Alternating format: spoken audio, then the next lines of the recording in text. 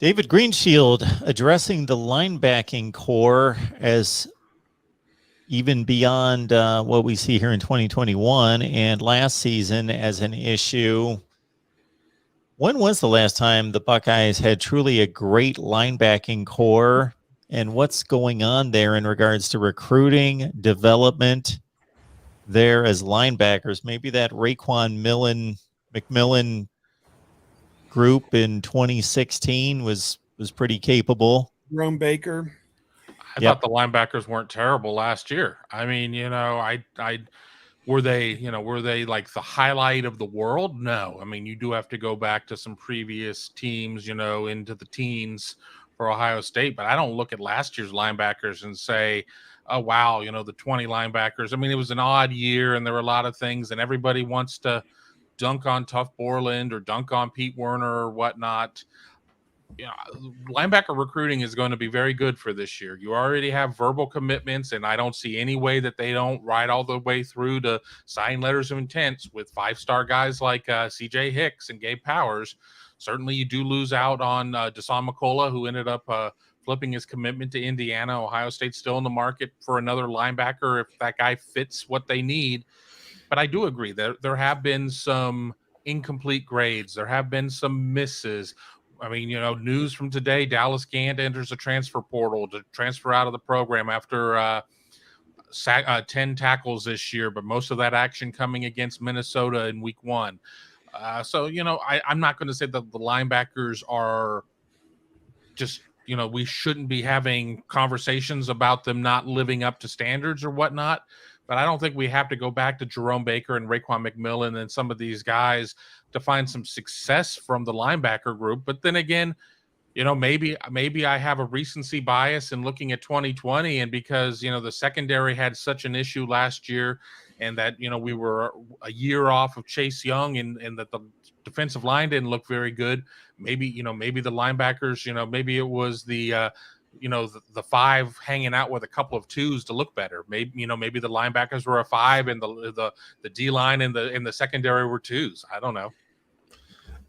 Ohio State had 4 linebackers last year, and those 4 linebackers are all on NFL rosters cashing checks right now. So that's a pretty good group. The year before that with Malik Harrison and Pete Werner and Tough Borland. Say what you want about Tough. That was a good group. Malik Harrison's a starting NFL linebacker. So, yeah, I don't think you have to go back that far either. But it's been a while since there's been a star middle linebacker at Ohio State. Raekwon McMillan was a 2-time second-team All-American. Before that, Brian Roll was, I think, maybe an All-Big Ten player there. And there has been some issues there. And the fact that you've got some seniors who maybe didn't have – it took a long time. As Kevin said, Dallas Gant is gone because he had been bypassed. It's Cody Simon, I think, was a little bit banged up, but he's still not starting in front of Tommy Eichenberg. He started last week, but was that because Taraji Mitchell was out? And what does it look like this week if Mitchell is back? Is it Cody Simon in the middle? Is Eichenberg finally going to come off the bench? And how much is he going to come off the bench? I don't see this group being the great group of linebackers that people are looking for.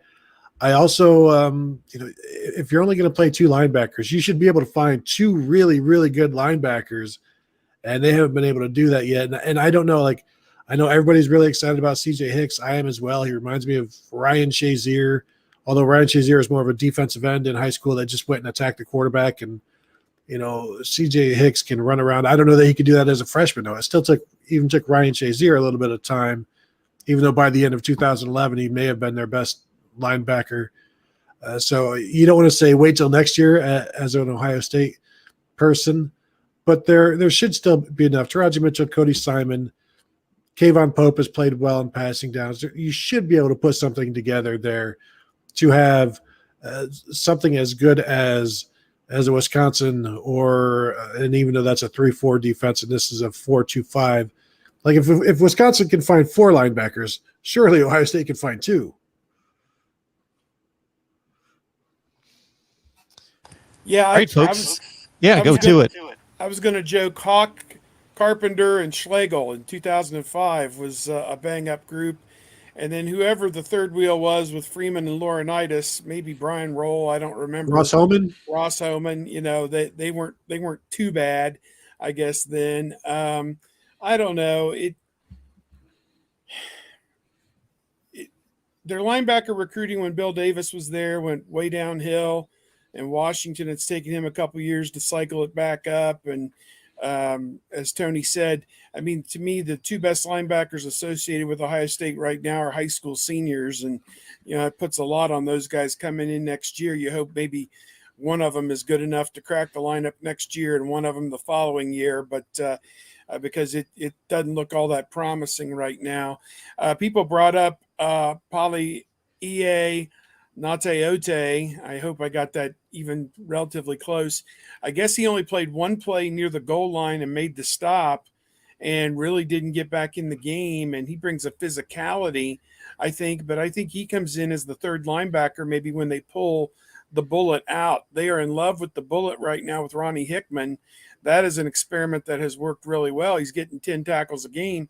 Kind of hard to pull him out, although you wonder how many of those are 15 and 20 yards downfield too, because you didn't have that linebacker in the game. I don't know, but man, they got a lot of issues. They got a lot of problems. If they could play 12 or 13 guys on defense, maybe they can appeal to the Big Ten and just say, look, our first 11 really aren't that great.